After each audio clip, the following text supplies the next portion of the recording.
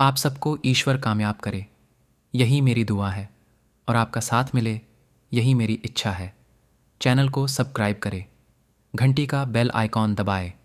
कहते हैं ना, एक मूर्ख दोस्त से एक समझदार दुश्मन अच्छा होता है, क्योंकि एक समझदार दुश्मन इतना नुकसान नहीं पहुंचा सकता जितना एक मूर्ख दोस्त आपको नुकसान पहुंचा सकता है। इस वीडियो का उद्देश्य किसी की भावनाओं को चोट पहुंचाना नहीं है। इस वीडियो बनाने का सिर्फ यही उद्देश्य है कि आपका ज्ञान बढ़े, आपकी जानकारी बढ़े और आप नासमझ और मूर्ख व्यक्तियों से अपनी रक्षा कर पाए, अच्छे और सही दोस्त बनाने का चुनाव कर पाए। क्योंकि इंसान जैसे संग में रहता है, वह वैसा ही बन जाता है। तो अलग अलग किताबों में, अलग अलग नीतियों में आचार्य चाणक्य के द्वारा, विदुर जी के द्वारा जो मूर्ख के लक्षण बताए गए हैं, जो उनकी पहचान बताई गई है, उन सब बातों का संग्रह करके आज के इस वीडियो में हम बात करेंगे। मूर्ख इंसान जिस माता पिता से जन्म लेता है, उनके साथ ही विरोध करता है। मूर्ख इंसान अपने से ज्यादा शक्तिशाली व्यक्ति से दुश्मनी करता है और अपने शरीर पर बहुत घमंड करता है। बिना शक्ति के भी अपना प्रभाव दिखाने की कोशिश करता है। मूर्ख इंसान अपनी तारीफ खुद ही करता है। मूर्ख इंसान गरीब होकर भी, दरिद्र होकर भी बहुत बड़ी बड़ी डींगे हाँकता है, बहुत बड़ी बड़ी फेंकता है। मूर्ख इंसान चिकित्सकों और प्रशासन से अकारण विरोध करता है। जो व्यक्ति जेबों में हाथ डालकर अकड़ कर बात करता है, वह मूर्ख है। जो बिना कारण बहुत हंसे, जो अविवेकी है, विचार शून्य है और बहुतों का शत्रु है, सबको अपना दुश्मन बनाता रहता है, उसे मूर्ख जानो। जो नीच और दुष्ट इंसान से मित्रता करें, रात दिन दूसरों की बुराइयां करता रहे, उसे मूर्ख जानो।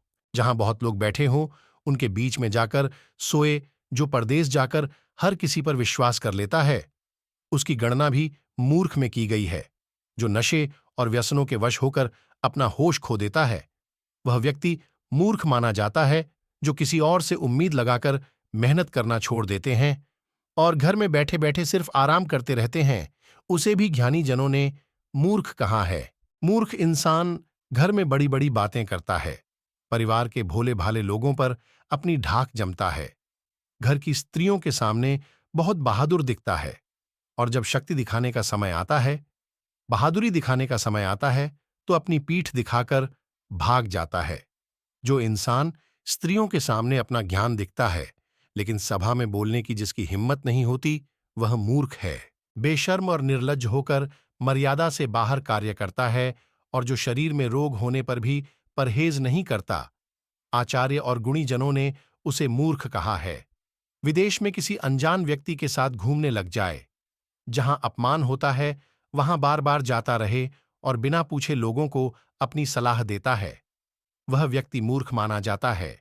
जो सच्चाई को नहीं समझता, बिना शक्ति के ही बड़ी बड़ी बातें करता है और मुंह से हमेशा अपशब्द बोलना मूर्खों का ही काम है।